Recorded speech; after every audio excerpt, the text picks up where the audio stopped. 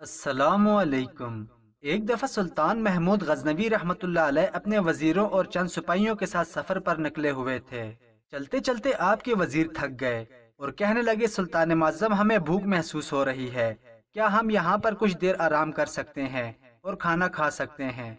सुल्तान ने कहा, अगर भूख लगी है तो खाने का इंतजाम भी किया जाएगा।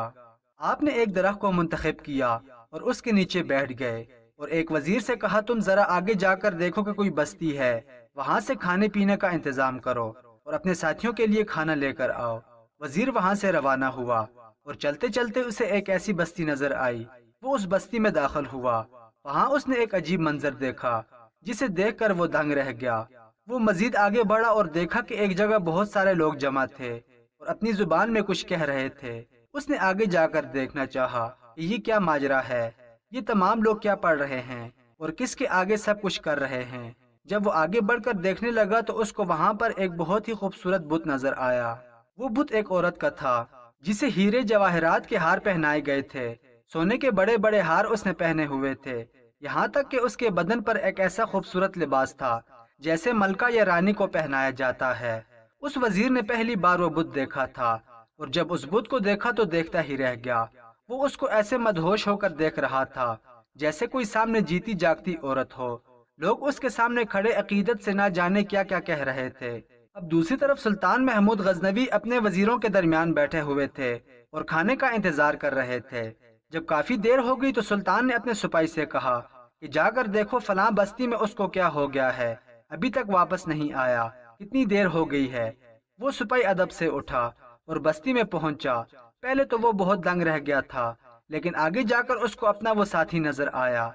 उसके करीब जाकर उसने उसका कंधा हिलाया तो वो हिल ही नहीं रहा था। वो परेशानी की हालत में उसके सामने खड़ा हो गया और उसके सामने हाथ हिलाकर कहने लगा, ए मेरे दोस्त, क्या हुआ है? तुम क्यों इस तरह बुत बनकर बैठे हो? तो वो कहने लगा, पत्थर के बुत को देखकर खुद बुत हो गया हूँ। क्या हसीन औरत है, क्या खूबसूरत औरत है। इस जैसी औरत मैंने दुनिया में आज तक नहीं देखी। सिपाही कहने लगा, तुम जानते हो कि इसके बारे में तुम क्या कह रहे हो? वो कहने लगा, मैं नहीं जानता, मुझे इश्क हो गया है इस पत्थर के बुत से और अब इसके सामने से हटना मुश्किल है। मैं इसे छोड़कर कहीं नहीं जाऊंगा। और कहने लगा, सुल्तान से जाकर कह दो कि मुझको इश्क हो गया है और इश्क की कोई मंजिल नहीं है। वो सिपाही दौड़ता हुआ सुल्तान के पास गया और अदब से कहने लगा, सुल्तान मुअज्जम, बहुत बड़ा मसला हो गया है। सुल्तान पूछने लगे, बताओ क्या हुआ? तो वो कहने लगा कि उस बस्ती में एक बुत की पूजा की जा रही थी।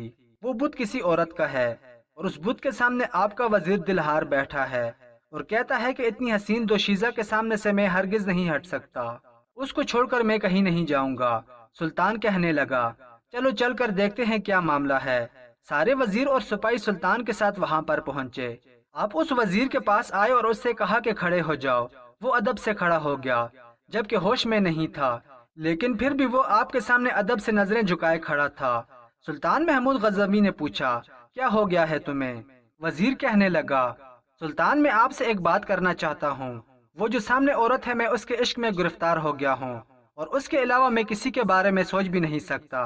सुल्तान पूछने लगे, कौन सी औरत, कहाँ है वो औरत?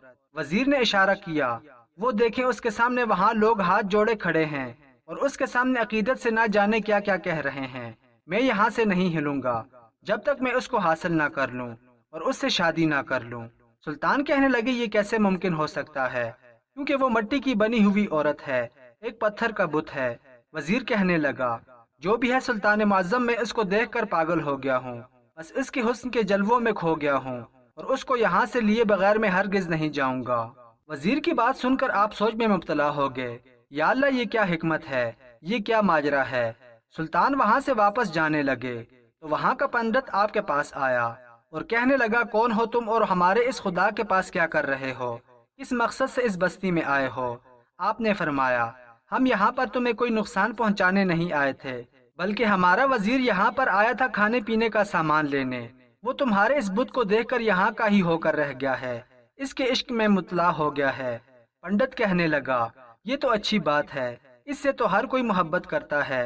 हम इससे जो भी मांगते हैं हमारी मुरादें पूरी होती हैं। आपने फरमाया, ये कुछ भी नहीं कर सकते हैं, क्योंकि जो कुछ करने वाला है वो सिर्फ अल्लाह ताला है। कोई चीज जिसे खुद इंसानों ने बनाया हो, आखिर वो किसी की मुरादें कैसे पूरी कर सकती है? وہ پنڈت آپ کے ساتھ گستاخی کرنے لگا۔ آپ نے وضو کیا اور 2 رکعت نماز نفل پڑھ کر دعا کی، اے اللہ یہاں پر آنا بے مقصد نہیں ہے، تیرے ہر کام میں کوئی نہ کوئی مقصد، کوئی نہ کوئی حکمت چھپی ہوتی ہے۔ یا اللہ اب تیرے ہی حکم سے اس پتھر کو تو زندہ کر کے تو سب کچھ کر سکتا ہے۔ اے عورت کے بت، تو کیا مجھے سن رہا ہے؟ اللہ کے حکم سے تو زندہ عورت بن جا۔ آپ کے کہنے کی دیر تھی کہ وہ بت جو بے جان تھا، جس میں سانس بھی نہیں تھی، وہ عورت زندہ ہو گئی اور باقاعدہ چلتی ہوئی آپ کے پاس آئی اور کہنے لگی، آپ کے اس رب کے حکم سے جس کو آپ مانتے ہیں میں زندہ ہو گئی ہوں۔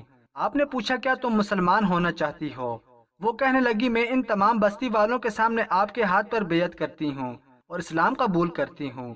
چنانچہ اس کے بعد اس عورت کے بت نے سب کے سامنے کلمہ پڑھا اور وہ پوری بستی پنڈت سمیت جو کل تک ایک بت کی عبادت کرتے تھے اسی وقت مسلمان ہو گئے اور اللہ تعالیٰ کی عبادت کرنے لگے۔